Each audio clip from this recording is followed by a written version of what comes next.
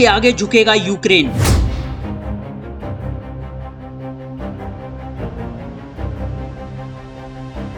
Ukraine पर रूसी हमले का एक बड़ा कारण यूक्रेन का यूरोपीय देशों के सैन्य संगठन नाटो में शामिल होने की आशंका थी, लेकिन अब यूक्रेन की ये इच्छा खत्म होती दिख रही है।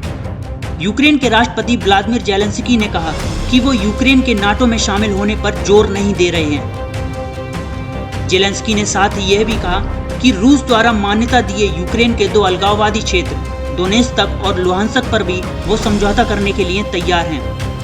ज़ेलेंस्की ने अमेरिका के टीवी चैनल ABC को एक इंटरव्यू दिया है, जिसमें उन्होंने नाटो, पुतिन और रूस द्वारा मान्यता दिए यूक्रेन के क्षेत्रों पर खुलकर बात की है।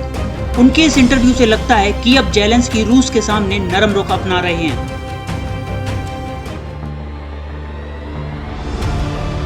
रूस के लिए खुलकर बोला चीन, बैन लगाना ठीक नहीं। एक और जहां अमेरिका या अन्य यूरोपीय देश रूस पर प्रतिबंध लगाते जा रहे हैं, वहीं चीन ने इन प्रतिबंधों पर नाराजगी जताई है।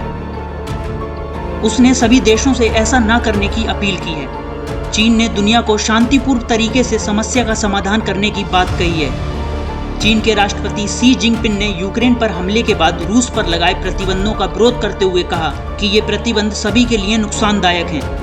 जिनपिंग ने फ्रांस के राष्ट्रपति इमैनुअल मैक्रोन और जर्मन चांसलर ओलाफ स्कॉल्ज के साथ एक वीडियो शिखर सम्मेलन के दौरान ये बात कही।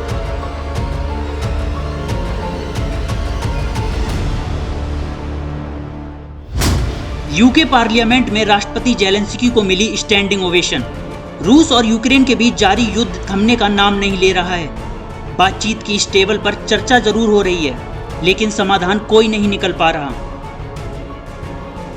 अब इस युद्ध के बीच यूक्रेन के राष्ट्रपति ज़ेलेंस्की ने ब्रिटेन के संसद हाउस ऑफ कॉमन्स में अपना संबोधन दिया है। ज़ेलेंस्की ने जोर देकर कहा कि यूक्रेन किसी भी कीमत पर हार नहीं मानने वाला है।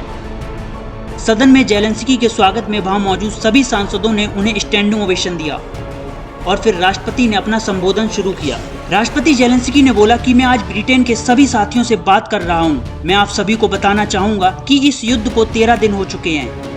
एक ऐसा युद्ध जिसकी शुरुआत हमने की भी नहीं थी, लेकिन अब हम अपनी जमीन के लिए लड़ने वाले हैं। यूक्रेन की मदद को आगे आया पोलैंड, MiG-29 देने को तैयार। यूक्रेन की रूस के खिलाफ जंग में 20 देश हथियारों से मदद कर रहे हैं। इनमें से ज्यादातर नाटो यानी अटलांटिक संधि संगठन और यूरोपीय यूनियन के सदस्य हैं। इस बीच बड़ी खबर आ रही है कि पोलैंड यूक्रेन की मदद को आगे आया है। उम्मीद जताई जा रही है कि अमेरिका के जरिए पोलैंड यूक्रेन की मदद करेगा। वहीं विमान देने की पोलैंड की पेशकश पर अमेरिका ने आश्चर्य जताया है। इससे पहले खबर आई थी कि पोलैंड अमेरिका को MiG-29 जेट का स्टॉक मुफ्त में सौंपेगा। इसके बाद विमानों को यूक्रेन भेजे जाने की उम्मीद है। पोलैंड का ये फैसला ऐसे समय में आया जब यूक्रेन के राष्ट्रपति ज़ेलेंस्की लगातार नाटो की खिंचाई कर रहे हैं। यूक्रेन के बार जोन में फंसी पाक स्टूडेंट को भारत ने किया रेस्क्यू। यूक्रेन में फंसी एक पाकिस्तानी स्टूडेंट ने प्रधानमंत्री नरेंद्र मोदी को धन्यवाद कहा है। दरअसल छात्रा यूक्रेन और रूस के बीच चल रहे युद्ध के चलते कीव में फंस गई थी।